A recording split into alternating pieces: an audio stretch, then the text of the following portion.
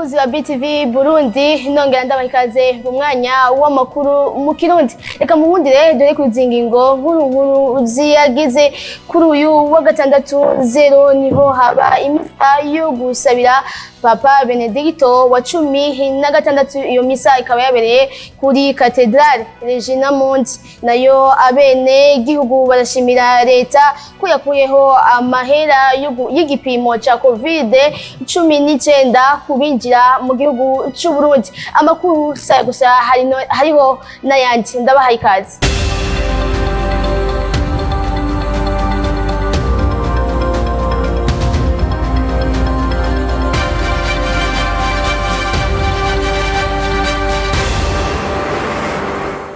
Imisa yo gusabira Papa Benedicto wa 16 yaherejwe kuri uyu wa gatandatu 0 kuri Cathedrale Regina Mundi. Umuserukizi wa Papa mu Burundi Dieudonné Datonu yamenyesheje mu nyigisho ziwe ko ubuzima bwa Papa Benedicto wa 16 bwaranzwe no kwicisha bugufi. Elvis Munyaneza mu nkuka y'imisa yo sabira nyenubweranda Papa Benedicto wa 16 aho iyo nkuka yari yitabiriwe n'abanyacubahiro batandukanye harimo icegera c'umukuru w'igihugu Prosper Bazombanza, umushikiranganje wa mbere Gervais Ndirakobuca, urongoye inama nshingamateka Gerard Ndabirabe na bamwe mu bahoze barongoye igihugu c'u Burundi Domitien Ndayizeye na Sylvestre Ntibantunganya. Umuserukizi wa Papa mu Burundi Musenyeri Dieudonné Datonu ari kumwe n'abasenyeri n'abasaserdoti batandukanye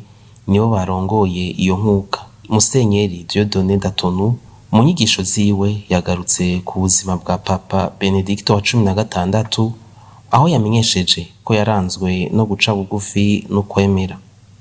La grandeur du pape Ratzinger résidait dans le fait que, comme Jean-Baptiste, dont l'évangile de ce jour Ivyaranze Papa Benedicto wa 16 bidasanzwe nuko yamye aca bugufi imbere ya Yezu na Yohani Batisita amenyesha ko adakwiye guhamburura imigozi birato vyiwe.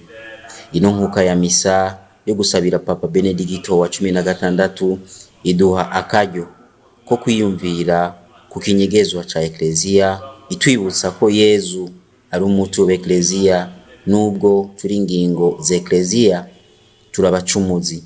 Amagara yacu ashobora kuyinyiganyiza ariko iguma ihagaze ku bushobozi bw'Imana. Papa Benedicto wa 16 yadusigiye iragi ryiza ryo kwemera Yezu Kristu n'inzira ukuri n'ubuzima. Papa Benedicto wa 16 akaba yashinguwe ku munsi wa 4 igenekerezo rya 50 i Vatikano. Sago Emmanuel kasigura ibijanye n'umuvuduko wa internet ukunda kugabanuka ko biva ku kwirana ry'abantu ndetse no kubura umuyaga nkuba, ariko kandi ko babwiye imihora isanzwe ikorera mu Burundi ko izoduza iminara mishasha kugira ngo abene gihugu bashobore kuronka uwo muvuduko bitabagoye. Harabaye ingorane itabereye mbere mu gihugu cacu, yabereye hanze mu vyuma bisanzwe bitwara uwo muhora w'itumatumanako nk'izi nsinga za fibre optique. Keshi birakunda kugira akagorane kumvo izina ziriya umuyaga nkuba n'ibindi. Ubuhinga bwa internet tuburahura hanze y'igihugu. Rero hariho ahabereye utugorane nk'utwo bica bituma internet ishika nabi. Iyindi mvo ishobora gutuma umurindi wa internet wagabanutse, nkaha mu gisagara haba hari abantu benshi kandi bakoresha internet, uko bagwira birashobora gutuma iyo internet igabanuka. Uretse naha mu bisagara turabona yuko uko imisi hera niko abakoresha ubuhinga bw'itumatumanako haba ku matelefone, abakoresha fibre optique baguma bagwira. Ariho muca mubona imyidoga abantu ngo birikwega. Bishobora kuva ku bintu byinshi, umuyaga nkuba ucikaguritse, ivyuma bikikoma, canke icuma capfuye. Ni imvo kenshi zibarizo.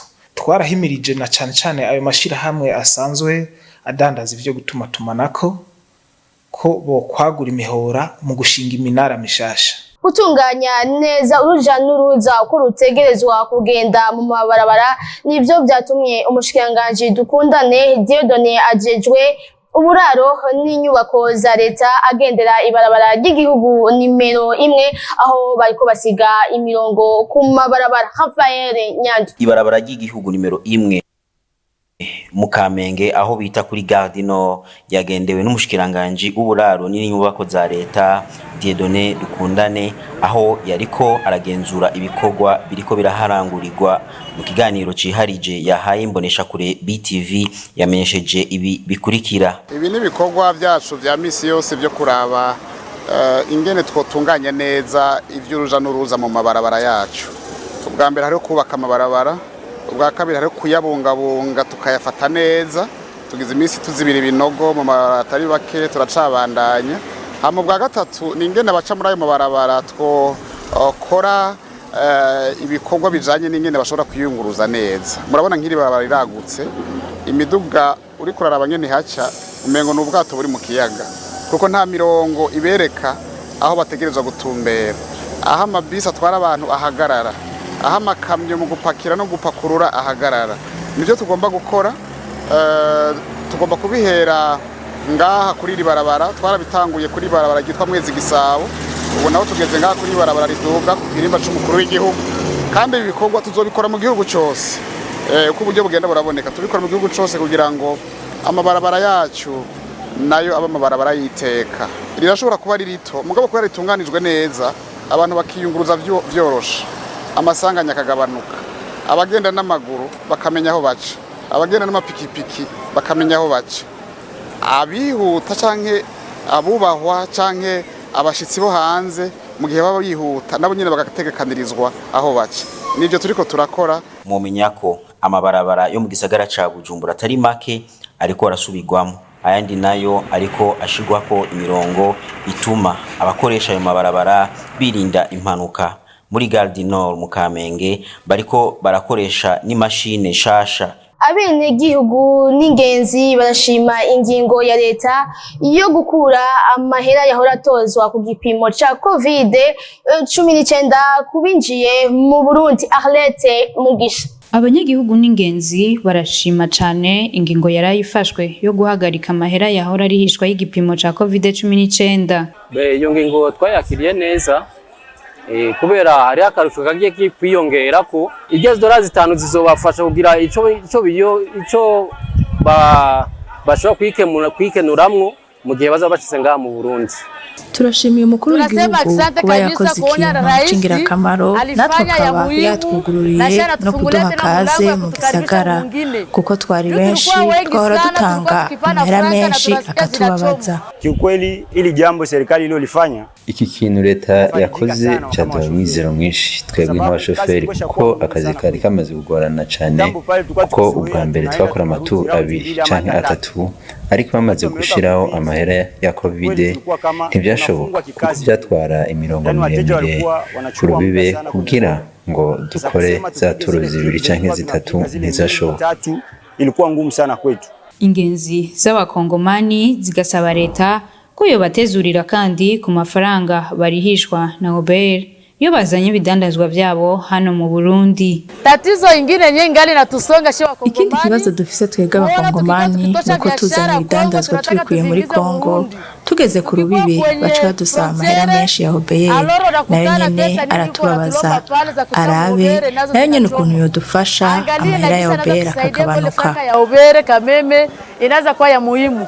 Iyo ngingo yafashwe kuri uyu wa 4 uheze isohowe n'ubushikiranganje bw'amagara y'abantu no kugwanya sida yashikirijwe mu gihe COVID isa niyaheze hano mu Burundi. Musitanteri wa komine Ntahangwa Ernest Niyonzima ahamagarira abenegihugu arongoye gushimangira impanuro z'abajejwe amagara y'abantu mu ntumbero yo kwikingira ikiza ca kolera. Tumukurikira. Haribonekeje koko nivyo iyo ndwara ya kolera yateye muri komine dusanzwe turongoye na cyane muri zone ya Kinama muri quartier ya Bukirasazi ya mbere. Byavuye ku mvura yaguye ari nyinshi gose bituma utuzu twasugumwe tumwe mbere n'amazi yibonekeje mu mihana itari mike izana umwanda cyangwa imicafu. Abenegihugu barahimirijwe mu ntumbero yo kutabandanya bakwiragiza ico kiza ca korera. Impanuro twagiye turashikiriza mbere turi kumwe n'ubuserukizi butandukanye, turi kumwe na za Croix Rouge, za UNICEF, ubushikiranganji bw'amagara y'abantu aribwo bwafata ico gikorwa bwa mbere, kwari guhimiriza abenegihugu gukaraba neza n'amazi meza n'isabuni imbere yo gufungura. Mu gihe baba bavuye mu kazu ka sugumwe cyangwa ku bwiherero bavuyeyo gukaraba n'ubundi n'amazi meza n'isabuni. Harahimirijwe ubugira kandi n'abavyeyi boba bonsa imbere yo konsa ibyo bibondo byabo yuko nabo nyene bokaraba neza n'amazi meza mbere n'isabuni. La Régie des eaux kigo kijejwe amazi aho twagize descente n'umuyobozi ajejwe amazi atumwe n'umukurira aho yatanze ubutumwa yuko abantu bari basanzwe bavoma amazi ku marobine public, amarobine rusangi, yuko bihagaritswe kuri hisho. Reka ndabashimiye mwebwe mwese mwariko muradukurikirana, shimye bagenzi banje badufashije gutokanya ano makuru n'uwahagarikiye ari we Nikiciza, sino kubagira bari mu buhinga bw'ivyuma ari we Jules Boris Ingabire hamwe na Claude Nduwimana. Ndabifurize kugira aho mubahwe mubandanye mukurikirana bino biganiro bya BTV Burundi na hutaha.